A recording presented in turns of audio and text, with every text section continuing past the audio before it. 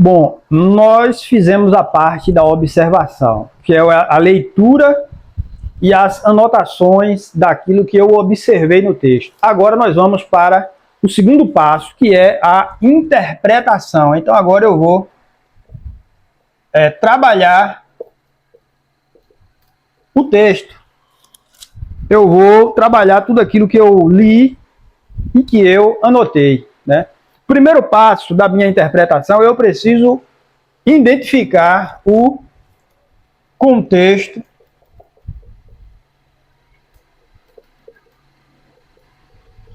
imediato. O que é o meu contexto imediato? É aquilo que vem antes e depois do texto, ou que vem apenas antes, ou que vem apenas depois. É aquilo que completa imediatamente aquele texto. Então ali eu tenho a minha perícope e eu tenho o meu contexto imediato. Aonde começou aquela conversa? Aonde começou aquela ideia? Tem ali uma narrativa. Eu preciso saber onde começou, né? Ou se for outro texto, por exemplo, tem um texto em Provérbios que diz assim: não removam os limites antigos. Se você ler esse texto, ele tem, como Provérbios são poemas, né? Poemas hebraicos, eles são pequenos trechos de ideias. Então você tem o versículo que vem a seguir, que vai dizer assim: não defraude o seu irmão. Quando eu leio esses dois textos, ali, como Provérbios às vezes tem ideias curtas, ali eu estou com o meu contexto imediato. Já tem outros textos que o contexto imediato é um pouco maior. É o caso desse que nós estamos estudando, que é 2 aos Coríntios, capítulo 10, verso 4.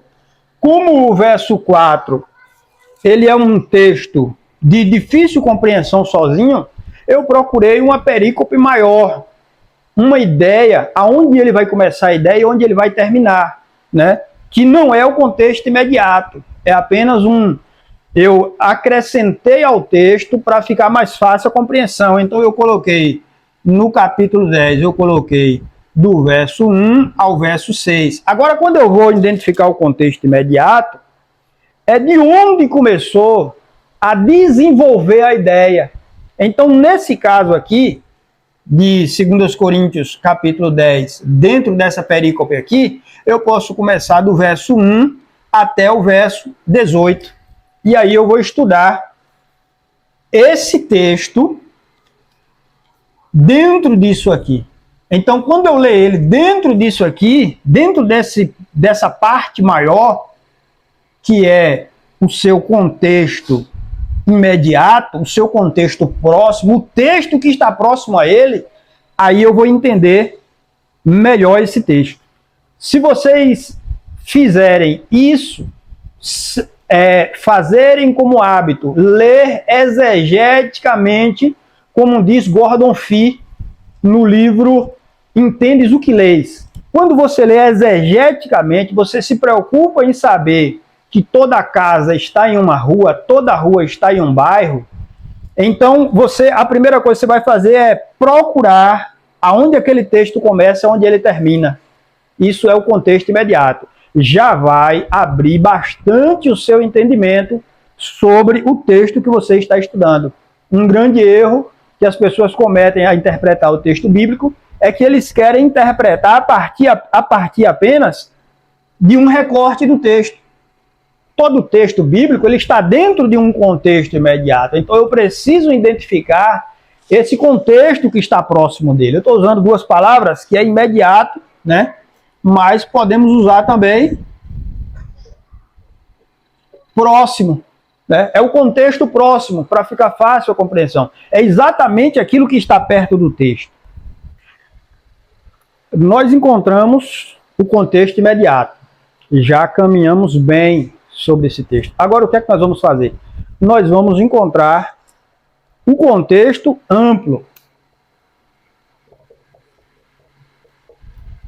Contexto amplo. Ou contexto geral. É o contexto vital. eu tenho aquilo que ele está próximo. E aí é como nós usamos em exegese. Nós precisamos saber que todo texto está dentro de um contexto. Então nós temos o contexto imediato e nós temos o contexto amplo. Dentro do contexto amplo, o que é que nós vamos identificar, procurar no texto? Nós vamos procurar o seu contexto literário. Então eu posso observar primeiro que tipo de texto é esse? É uma narrativa? É um texto poético? Por exemplo, você tem em Provérbios, em Salmos, Cantares, em Jó, são textos poéticos, mas você tem também textos poéticos em vários trechos da Bíblia. Então, é um texto poético? É um texto narrativo? É uma história sendo contada, que tem um narrador falando, tem personagens, tem uma cena acontecendo? É uma parábola? O que é que esse texto, que tipo de literatura bíblica é esse texto? É bom que eu observe isso. Eu observe também as figuras de linguagem que está nesse texto. Tudo estou falando dentro do contexto literário. Será que é um exagero de linguagem, uma hipérbole? Será que esse texto é uma metáfora? Será que esse texto é uma outra figura de linguagem? Eu preciso observar que figura de linguagem é aquele texto. Aí agora, a partir que eu faço esse contexto literário, eu vou procurar também o contexto histórico. O que é o contexto histórico? Qual é o pano de fundo que está por trás de tudo isso? Eu estou com a carta de Paulo, segunda carta de Paulo aos Coríntios. Qual é o contexto histórico? Qual é o pano de fundo da segunda carta de Paulo aos Coríntios? Eu preciso saber qual o perfil do autor, Paulo? Qual o perfil da igreja que recebeu? Né? Qual o estilo que ele costumava escrever? Eu vou pesquisando essas questões dentro do contexto histórico. Eu preciso olhar o próprio livro, qual o contexto histórico do livro, qual o contexto histórico onde Paulo se encontrava quando enviou aquela carta. Então isso é o contexto histórico, o pano de fundo que está por trás. Em alguns textos, eu preciso observar o contexto geográfico. Para alguns textos, vai ajudar muito. Então, eu tenho Bíblias que têm mapas. É bom observar um mapa. Então, eu preciso observar o contexto geográfico. Tudo isso a gente está falando sobre contexto amplo. Eu preciso observar o contexto cultural. Contexto cultural. O que é o contexto cultural? A cultura. Como o povo se vestia? Como o povo se alimentava? Qual era o tipo de comércio que havia? Como era o dinheiro? Como eram os negócios eram feitos? Como era o tipo de vasilhas que o povo usava para fazer as alimentações? Então eu observo o contexto cultural, porque quando eu observo o contexto cultural, ele vai me dar respostas, né, que às vezes ficou obscuro no texto. Então o que é que eu vou usar se além da minha Bíblia, o que é que eu vou usar para buscar o contexto cultural, para eu buscar contexto geográfico, para eu buscar contexto histórico, para eu buscar contexto literário? Lembrando que dentro do contexto literário, eu vou observar as minhas anotações também de quê? Das minhas palavras-chave, que eu anotei lá na observação, das palavras de difícil compreensão. Eu vou observar tudo isso no contexto literário. Então eu preciso de Bíblia de várias versões. Então eu não posso ter apenas uma Bíblia. Lembrando que eu estou com um método básico de exegese. Então eu não estou pegando do método mais aprofundado, onde eu vou começar a exegese a partir do texto original. Então, se eu não estou usando o texto original, eu preciso de Bíblia de várias versões. Então, eu vou pegar aquela palavra que eu não entendi no sentido do texto e vou observar em cada versão como ela está escrita. Aí isso vai abrir muito o meu entendimento sobre o que aquela palavra quer dizer. Eu vou precisar, se eu tiver, né? Hoje a gente tem o auxílio da internet, mas se não eu tenho em casa, melhor, eu vou usar um dicionário bíblico. Então eu tenho aqui o dicionário Wycliffe, o dicionário bíblico NVI. Então você vai usar o seu dicionário bíblico. Se você tiver um outro livro, melhor. Dentro do contexto literário, a gente também vai encontrar as passagens paralelas, as referências. Então eu preciso de uma concordância bíblica. Tem Bíblia de estudo que já tem uma concordância, é o caso dessa que eu estou, Bíblia de estudo pentecostal. Eu preciso de uma Bíblia com referências para que eu vou atrás dos textos, das passagens paralelas. A mesma coisa eu também posso encontrar esses auxílios na internet, né? Mas eu preciso ter o meu material. Então aí no manual de exegese para os alunos da IESA, já está lá o material que você vai precisar para estudar. Então eu agora no meu contexto amplo, eu vou atrás do contexto literário, que dentro do contexto literário nós temos várias coisas, o contexto histórico, o contexto geográfico, o contexto cultural, e aí eu vou estudar, eu vou atrás das minhas perguntas. A minha pergunta é geográfica, né? Mateus diz que Jesus estava entrando em Jericó. Já o outro evangelista, se eu não me engano é Marcos, vai dizer que Jesus estava saindo de Jericó. Se eu ler o contexto geográfico, eu vou entender porque um acha que está entrando, o outro acha que, ou um escreve que está entrando, o outro escreve que está saindo. Será que a minha pergunta é sobre contexto cultural? Por que as mulheres de Corinto usavam o véu? Por que toda aquela questão sobre o véu? Eu preciso, talvez, entender o contexto cultural. Um dicionário bíblico vai me auxiliar. O dicionário Wycliffe, por exemplo, ele é muito bom de estudar porque ele já traz um tema bem desenvolvido. Então a minha questão é contexto histórico, na sua grande maioria eu vou encontrar lendo o próprio texto, fazendo anotações sobre o texto, mas eu posso encontrar também em material extra-bíblico, né? Eu posso encontrar outros materiais também que me ajudam para eu entender o contexto histórico, historiadores da época que o texto bíblico foi escrito, vai me ajudar também. Bom, eu já fiz a minha interpretação, né? A parte de extrair o contexto amplo, o contexto imediato.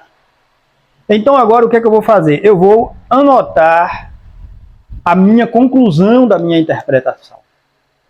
Então essa minha conclusão vai responder algumas perguntas, né? Quem age, quem fala, né? O que está acontecendo naquele texto. Na minha conclusão, eu vou falar de uma forma sobre o texto que o autor de hoje, ou melhor, o leitor de hoje vai entender o que o autor falou lá.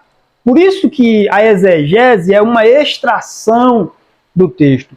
Eu estou tirando de lá, eu estou trazendo a cena para os nossos dias. Então agora eu vou fazer a minha... eu vou colocar aquilo que eu encontrei na minha interpretação. Um método que fica bom para vocês fazerem é você pegar o texto e aí você vai lendo e vai reescrevendo ele da forma que você explicaria para uma pessoa leiga. A forma que você conseguir uma melhor compreensão dentro daquilo que você já encontrou. Então, se você tem, por exemplo, além disso, o verso capítulo 2 da segunda carta aos Coríntios, o verso 10, que é o texto que eu escolhi, né? E o capítulo 10, o verso 1, ele vai dizer assim: além disso, eu, Paulo, vos rogo pela mansidão e benignidade de Cristo. Eu que, na verdade, quando presente entre vós, sou humilde, mas ausente e ousado para convosco. Ou seja, eu já pesquisei a palavra ousado, porque ela se repete. Eu conheço o pano de fundo. Paulo que está escrevendo, qual é o relacionamento de Paulo com aquela igreja. Então eu vou anotar a minha interpretação e aí eu vou apresentar agora de uma forma que fique fácil da pessoa que não conhece a história, como eu conheço, entender. Aí é um método de você fazer a conclusão da sua interpretação. Então você vai pegando verso, a palavra por palavra, e você vai reescrevendo o texto de uma forma que fique mais explicativa possível. Então eu vou reescrevendo o texto. Então quando eu tenho aqui, além disso, eu, Paulo, né, vos rogo pela mansidão e benignidade, aí eu posso dizer, né, Paulo, ele clama a igreja de Corinto pelos atributos de Cristo, que ele, né, na verdade, quando está presente entre vós, sou humilde. Eu não vou repetir isso. Então ele vai dizer assim, quando eu estou convosco, eu procuro o máximo ser uma pessoa de fácil acesso, que demonstre mansidão. Então eu vou reescrevendo o texto da forma que uma criança entenderia. Isso é a minha... Eu estou fazendo a conclusão da minha interpretação. Essa interpretação eu vou caminhando dentro do próprio texto. Então eu fiz a conclusão da minha interpretação. Para exemplificar aquilo que eu falei, a forma que você vai concluir a sua interpretação, a minha conclusão aqui está um pouco pobre, porque eu fiz um pouco rápido para gravar esse vídeo, então eu fiz uma exegese bem superficial, mas veja só, aquilo que eu falei, você vai pegar na outra explicação, você vai pegar o texto e você vai reescrevendo ele, só que agora com as suas palavras, e você vai acrescentando aquilo que você entendeu no texto, que ficou mais claro você entender, mas você vai simplesmente, a interpretação é o mesmo texto, porém trazendo ele para os nossos dias. Tem muita gente que confunde interpretação com aplicação. A aplicação é aplicar o texto para a nossa realidade. Interpretação é apresentar o texto como ele seria lido, né, ou compreendido em nossos dias. Então veja, eu anotei assim, ó, Paulo pede encarecidamente pela mansidão e dignidade de Cristo, ou benignidade de Cristo, e ele trata de uma questão levantada por alguns dos seus opositores em Corinto, de que ele por carta era ousado, mas presente era sem expressão e sem firmeza.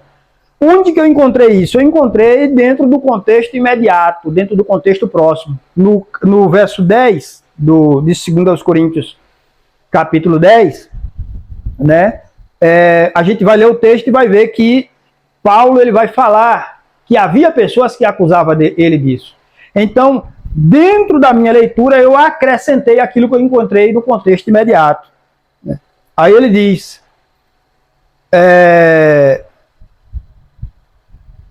Ele, no entanto, mostra que já está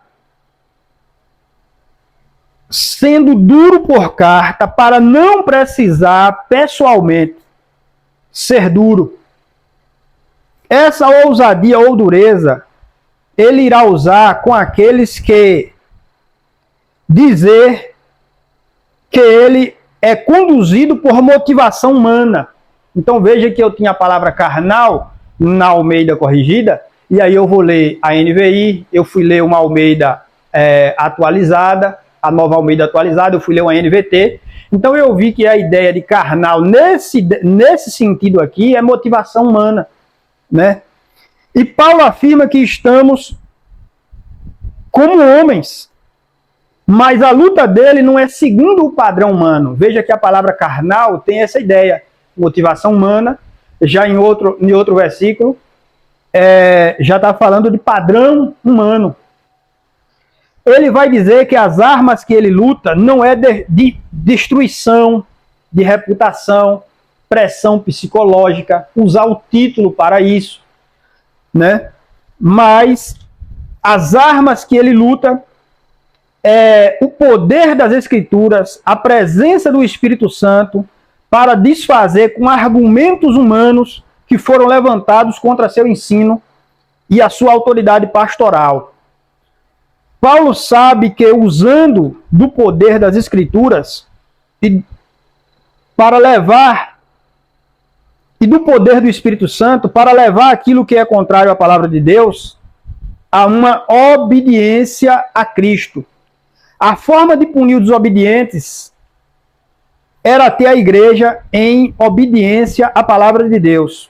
Pela palavra de Paulo, no verso 6, quando a igreja está madura, ela é uma arma contra os desobedientes.